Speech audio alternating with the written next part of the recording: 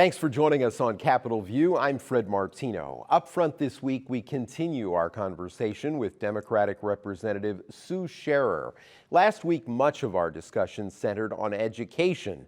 No surprise, because Representative Scherer spent more than 30 years as a public school teacher before becoming a legislator. She noted that education is a key part of economic development, and we talked about another effort to boost the economy: tourism. The governor's office says Illinois welcomed 111 million visitors who spent $44 billion in 2022. That was 14 million additional travelers, spending $12 billion more dollars over 2021. And Representative Scherer says the state is on the right track. I think it's marvelous what we've done with our tourism and museums and things like that. So this is a great time for me to put it out there that we as legislators have a museum pass for Chicago museums. So if anyone is going to Chicago to go to a museum, I can give them a pass where they and 3 other people, so a family of 4, can go to, I think there's like 15 museums in Chicago you can go to for free. So please call my office. I'll give it's staterepsue@gmail.com or 217-877-9636, and we're happy to share this pass for free, and I can give it out to as many people as want to use it. So actually I have somebody using it just in a couple of days, but even more than one person can use it at a time. It's a great deal. So all legislators have that then? Yes, all legislators, okay. Science and industry, you know, the Art Institute, the list, all the big museums that you would want to go to, the planetarium, the aquarium, all of those you can go for free. That's hundreds of dollars saved for your family. Yeah. I bet a lot more people will be getting familiar with their legislators after watching this show. Well, I hope they'll be contacting them. Something else great that we've done is we have really pushed the park grants, the OSLAD grants. So I know my districts have really benefited from that. We've added a lazy river at Splash Cove in Decatur. We've added a new splash pad in Springfield. They're tearing down the old swimming pool, and they're putting in a new, really nice $600,000 splash pad that will be free for the children. We've added a walking trail in Decatur, well, 2 of them. Those are really nice. And something else that's really neat is we have really pushed bringing TV and movies to be produced here in Illinois. Like, you know, Chicago Med, Chicago Fire, Chicago Police, all that is new stuff that has come in my 10 years. And we have really pushed to add more TV and movies in Illinois. And we give them a lot of perks for coming, and it's paying off big time for us. All right. Well, you were also on a committee, speaking of economic development, for small business and tech innovation. Tell me about that work.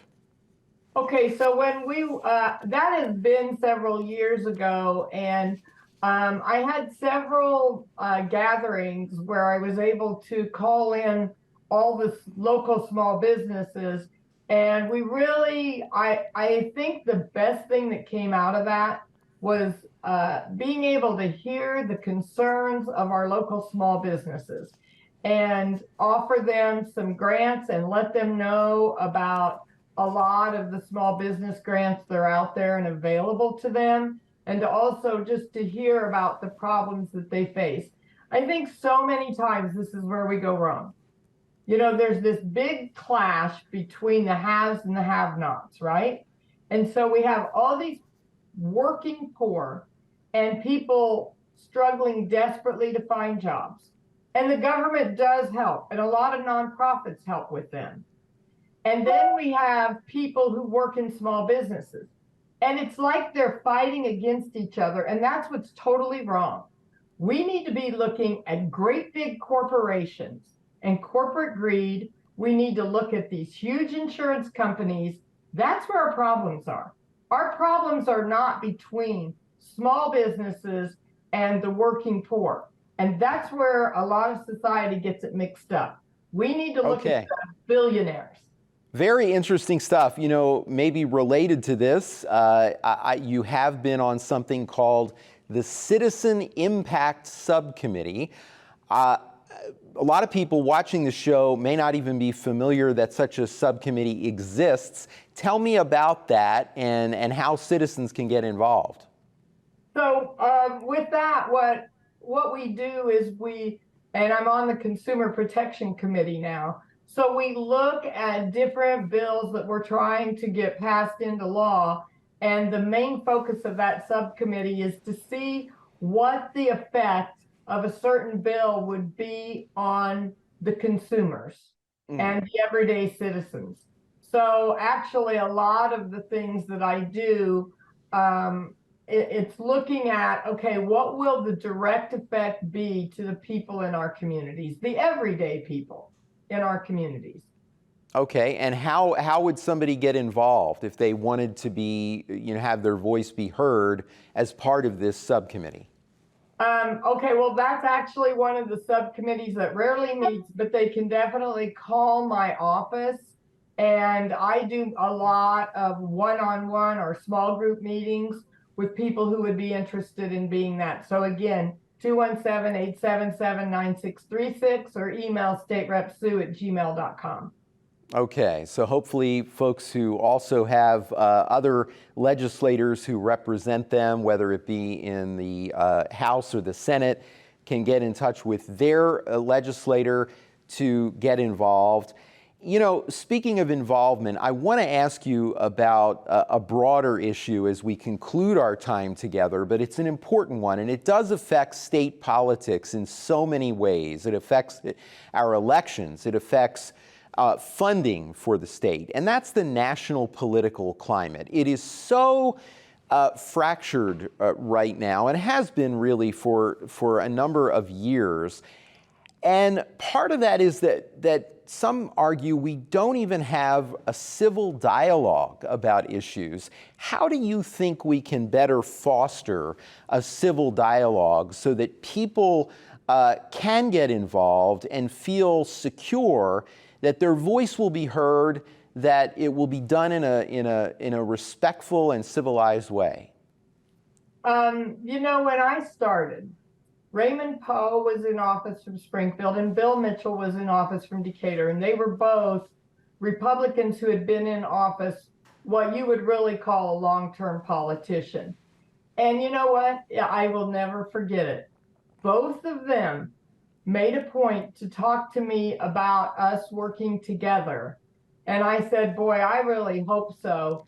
And I'll never forget Bill Mitchell saying to me, Sue, you're going to be surprised. You and I are going to work together a lot, and we are going to vote the same a lot because we represent the same people.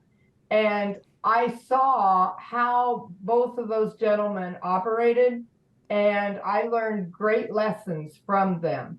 I remember one Saturday I was having a birthday party for a grandkid over here at my house, and I remember calling Bill Mitchell, and I had to go in a closet to talk to him because there were a lot of people here, and he picked that phone right up on a Saturday afternoon, and we were able to do great things on a road project for Decatur at that time that we wouldn't have been able to do if he hadn't been willing to answer that phone.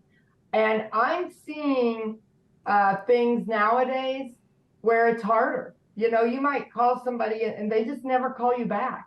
And it makes it much harder. And I think that the general public wants us to work together. And I try very hard to build relationships with other members. And a lot of times what I do is I will go like to events and I'll talk more to Republicans than I do to Democrats, because then you get a rapport with them. And I think the citizens need to know you can call your representative, whether they're Democrat or Republican, that doesn't matter one bit, not one bit. Start the dialogue. Well, I'm glad we had a dialogue today. Representative Sue Scherer was my guest. Representative, thanks so much for being with us. You bet. I'm really happy to be able to, share with our community. And we'd like to hear from you. Send us your letters. The email address is contact@wsiu.org. Analysis now, and my guest today is Kent Redfield. He's Emeritus Political Science Professor with the University of Illinois, Springfield. Thank you, Kent, for being with us. Good to be here. Good to have you here. Well, after the conviction of Tim Mapes, the former chief of staff for longtime Illinois House Speaker Michael Madigan, we heard from some Republicans, as you know. That includes Representative Paul Jacobs. In a release, Jacobs said ethics reforms are needed, but he did not get specific in that release. What, in your opinion, if any, ethics reforms are likely, and what reforms are most urgent based on the convictions we've seen in Illinois? The narrative that was going back and forth after the Mapes conviction was not particularly helpful because, this was about federal perjury charges, and it gets cast in a partisan light. The Democrats need to do more. We need to do ethics reform, and it'd work out a lot better if we had more Republicans. That's the theme from one side. The other side says, "Oh, Madigan's gone. We've been working on this, and we got lots of things in play." There are legislative solutions that would, harden the target, make it more difficult to be corrupt, but it also gets back to kind of a general attitude about politics and political corruption that unfortunately goes back, you can pick a starting point. It didn't begin with Mayor Richard J. Daley back in the 50s, but it's been a continuing issue. So, if I had a list, I would say we need to have a lot more transparency in terms of people understanding where politicians get their money, what their supporters are. That would help people evaluate whether there are conflicts of interest. We certainly could use more restrictions, more scrutiny on the way elected officials spend their campaign funds. That's been a continuing problem that generally the legislature is reluctant to address. We have done a lot with revolving door, but where we want to keep people from, going into lobbying or agency people going to work for people they've been regulating. But, that's something that probably, we need to evaluate the reforms that we've got in place. But, we have certainly put more things on the books. It's a question of, whether the politicians and frankly the public is going to demand more accountability and more transparency.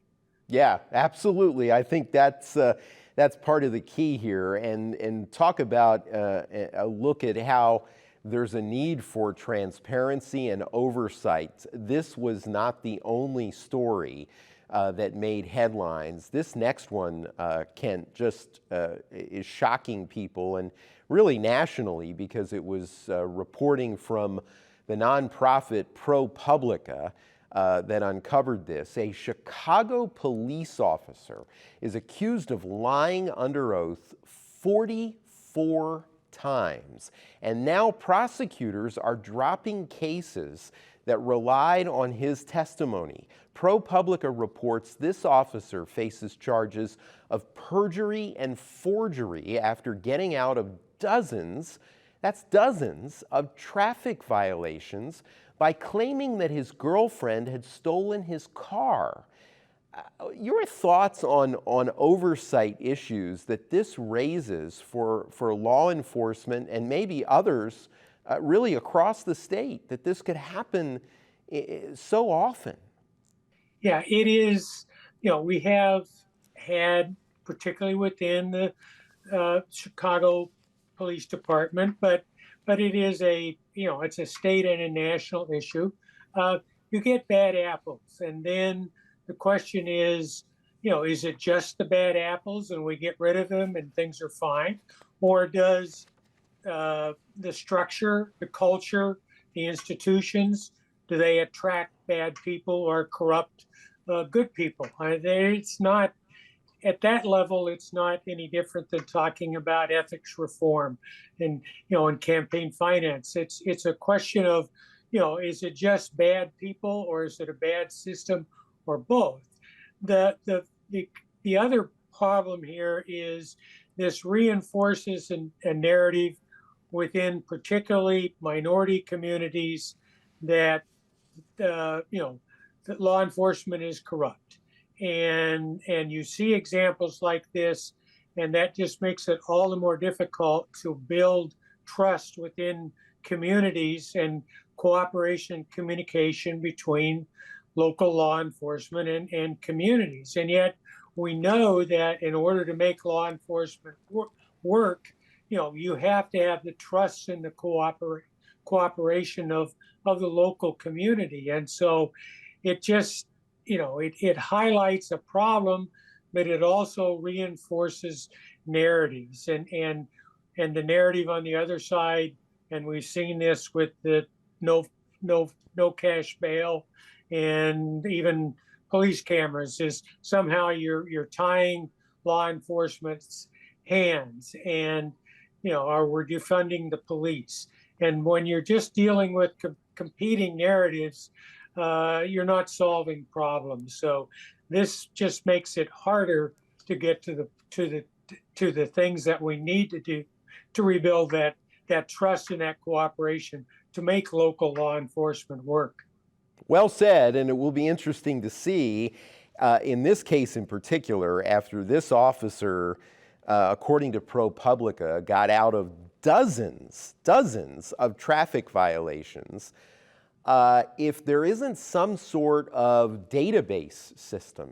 We have this technology, and certainly with artificial intelligence, we're going to be hearing about more and more uses of this that could flag situations like this so that we aren't reporting stories like this. But thanks to ProPublica for that, for being the watchdog, getting the story out there. They also are the organization, of course, that uncovered so much about the U.S. Supreme Court and conflicts of interest there. So again, this highlights the importance of journalism as well. Well, I want to move.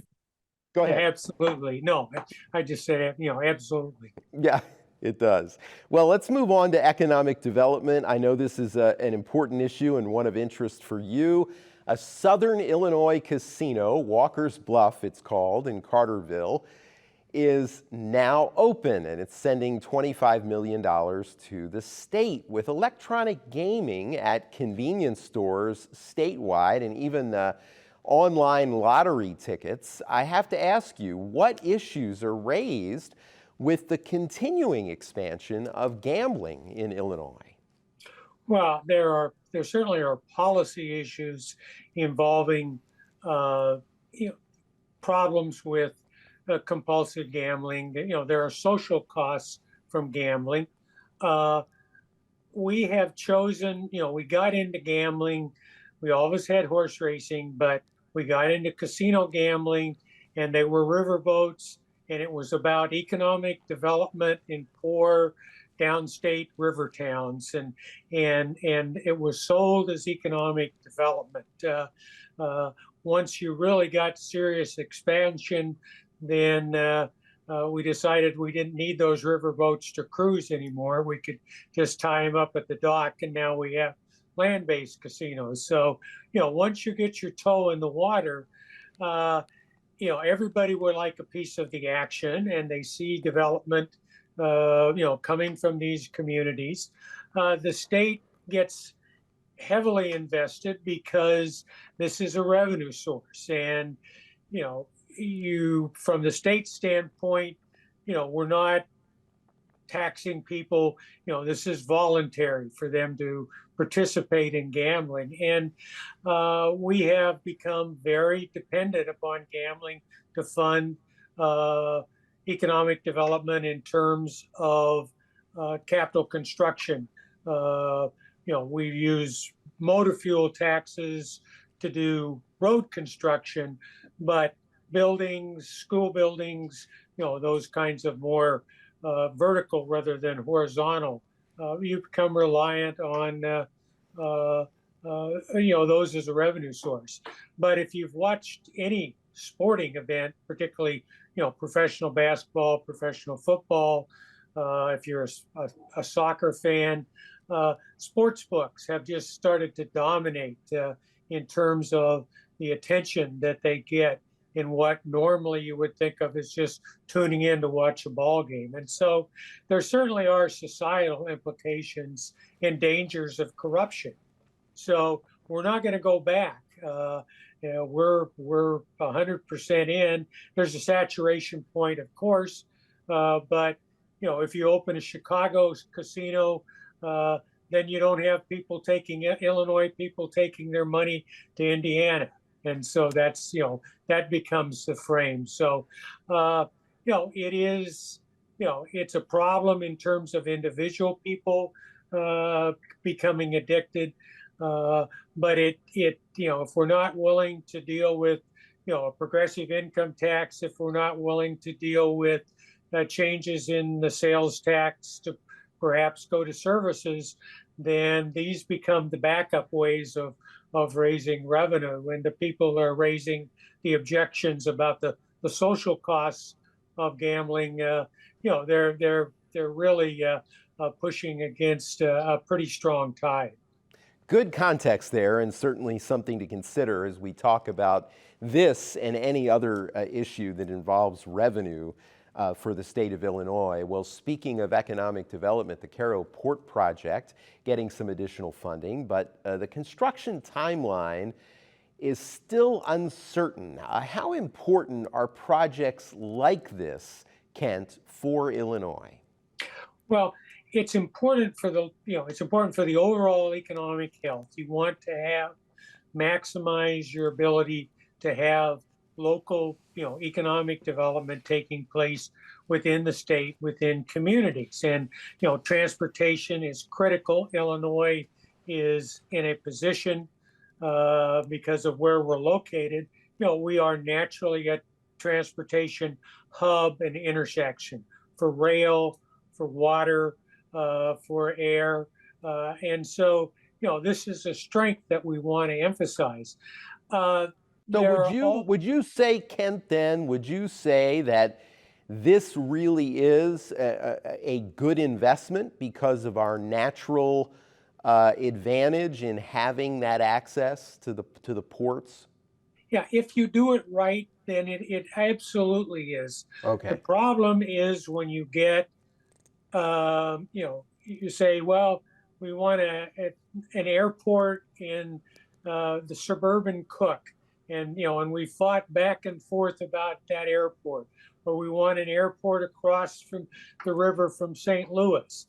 And then, we put money and planning in, and if things, if it doesn't make good sense in terms of the overall economic development, in terms of attracting and utilizing the advantages, then you end up wasting money, wasting time.